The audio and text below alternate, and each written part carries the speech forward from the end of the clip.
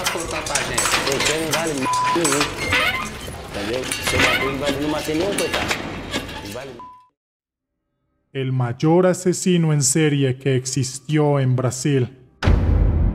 Este es el caso de un hombre brasileño que para muchos fue un asesino, pero para la sorpresa de ustedes, mis amigos, para otros fue un héroe vengador, básicamente un antihéroe. Pedrinho Matador, cuyo nombre real es Pedro Rodríguez Filho, nació el 17 de julio de 1954 en la ciudad de Santa Rita do Sapucaí, en el estado de Minas Gerais, Brasil. Era el hijo mayor de una familia pobre y su infancia estuvo marcada por la violencia y el abuso. En cuanto a su perfil psicológico, se menciona que Pedrinho Matador presentaba una serie de rasgos característicos de los asesinos en serie, como lo era la falta de empatía, el narcisismo y la manipulación.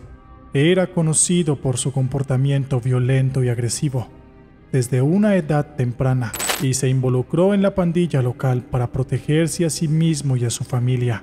El comportamiento violento de Pedrinho Matador pudo haber sido impulsado por una combinación de factores biológicos, psicológicos y ambientales. ¿A qué me refiero con esto? A que pudo haber sufrido de un trastorno de personalidad antisocial que se caracteriza por la falta de empatía y el comportamiento impulsivo y violento. Además, la falta de oportunidades y recursos y su historia de abuso y violencia en la infancia pueden haber contribuido a su comportamiento delictivo. También se ha especulado que la falta de control y la sensación de poder que experimentaba al matar a sus víctimas pudo haber sido un factor motivador para sus crímenes. ¿Cómo fue la infancia de este asesino en serie? La infancia y los primeros años de vida de Pedrinho Matador fueron marcados por la violencia y el abuso físico y emocional por parte de su padre. El padre tenía un gusto excesivo por el alcohol a temprana edad, así que podrán imaginarse las peleas, discusiones y maltrato emocional que sufrió desde niño. El entorno social en el que creció Pedrinho también fue violento y peligroso. La ciudad en la que vivía era conocida por su alto índice de criminalidad y pandillas, y muchos jóvenes de su edad se veían obligados a unirse a pandillas para protegerse a sí mismos y a sus familias.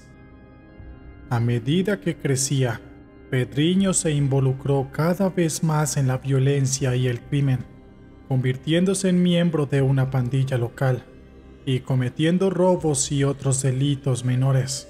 Su comportamiento violento y agresivo se intensificó a medida que crecía y eventualmente comenzó a matar a sus rivales y a cualquiera que considerara una amenaza. Digamos que la influencia de su entorno familiar y social, combinada con su propia naturaleza violenta y agresiva, contribuyó gran parte en su comportamiento futuro. El abuso que sufrió por parte de su padre pudo haber afectado su capacidad para manejar las emociones y resolver los conflictos de manera pacífica, lo que pudo haberlo llevado a recurrir a la violencia como forma de resolución de problemas. Además, el entorno social en el que creció, con su alto índice de criminalidad y la presencia de pandillas, pudo haber llevado a Pedrinho a creer que la violencia y el crimen eran la única forma de sobrevivir y prosperar en la vida. La falta de oportunidades y recursos en su entorno también puede haber limitado sus opciones y lo llevó a recurrir al crimen como forma de obtener ingresos y estatus entre pandillas. La infancia y los primeros años de vida de Pedrinho Matador fue propia de la mayoría de asesinos en serie que fueron marcados por la violencia, el abuso y la falta de oportunidades que tuvieron que soportar de pequeños. Estos factores combinados con su propia naturaleza violenta y agresiva, contribuyeron en gran medida a su comportamiento futuro como criminal y asesino en serie. Pedrinho Matador es conocido por ser uno de los asesinos en serie más prolíficos de Brasil, con un historial criminal que incluye más de 100 asesinatos presumidos por él mismo y otros delitos violentos. Sus crímenes comenzaron a una edad temprana y se intensificaron con el tiempo, mostrando una escalada en su violencia y en su falta de remordimiento. Entre los métodos y tácticas que utilizaba Pedrinho Matador para cometer sus crímenes se incluyen el uso de armas improvisadas, como cuchillos y palos, así como técnicas de lucha aprendidas en su juventud en la pandilla local. También se sabe que utilizaba la sorpresa y la emboscada para atacar a sus víctimas, y que a veces las torturaba antes de matarlas. Uno de sus métodos más notorios, y que por la frecuencia que la utilizaba, hizo pensar que era una de sus favoritas para asesinar, fue el de utilizar la comida para atraer a sus víctimas. En el tiempo que fue pandillero, mató a un miembro de una pandilla rival después de invitarlo a comer en su casa. En otro caso, mató a 2 primos que estaban cazando en el bosque, después de ofrecerles compartir su comida. En sus primeros delitos, a menudo atacaba a personas que consideraba una amenaza para él o su familia, como lo serían miembros de pandillas rivales o policías. Sin embargo, con el tiempo, sus motivos se volvieron más arbitrarios y sus crímenes más sádicos. En algunos de sus asesinatos, Pedrinho Matador torturó y mutiló a sus víctimas antes de matarlas, y en otros casos, incluso mató a mujeres y niños. En uno de sus crímenes más notorios, mató a su propia novia después de sospechar que lo estaba engañando. A pesar de la brutalidad de sus crímenes, Pedrinho Matador siempre mostraba una falta de remordimiento y una actitud arrogante hacia las autoridades y la sociedad en general.